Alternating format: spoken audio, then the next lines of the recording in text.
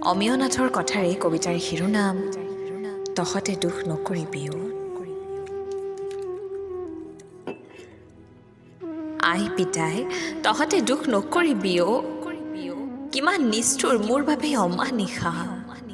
মোৰ যাত্ৰা আছিল শুকলা ঘোঁৰাৰ দৰে। পিতাই তই বৰ কষ্ট কৰিছিলি অ। পোনাকণৰ ঘৰত খেতি কৰি সোণ বুটলিছিলি। বহুত সপোন দেখিছিলি মোৰ বাবে। বতাহ বৰষুণক নেওচি মোৰ দুচকুলৈ চাইছিলি। আজি যেন মই দূৰণি দেশৰ পথিক হৈ পৰিলোঁ। আই পিতাই তহঁতে দুখ নকৰিবি অ। কেতিয়াও ভবা নাছিলোঁ মই সিহঁতৰ কাল্পিত ৰূপ। আশাৰ বালিখৰ কলৈনো উৰি গ'ল। তুচ্ছ তাচ্ছিল্যতাৰে উদং বুকুত নাই শালীনতা।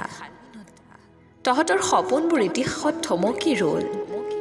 আই পিতাই তহঁতক বহুত বাৰ কৈছিলোঁ মোক নিদিবি অ ঘৰৰ পৰা উলিয়াই।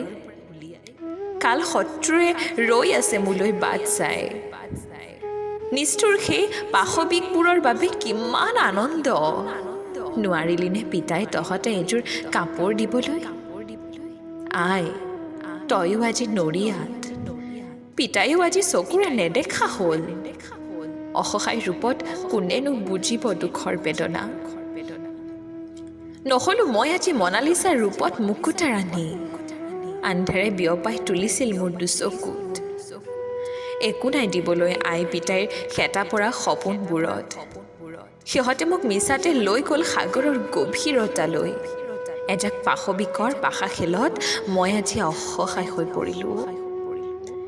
ভাবিছিলোঁ মণি মুকুতাৰে জিলিকি উঠিম।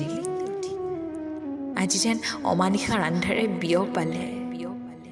আচলত লুকাই থকা মৰমবোৰ হেৰাই গ'ল। পিতাই তই দুখ নকৰিবি অ। আই তোৰ আচলত লুকাই আকৌ আহিম মই।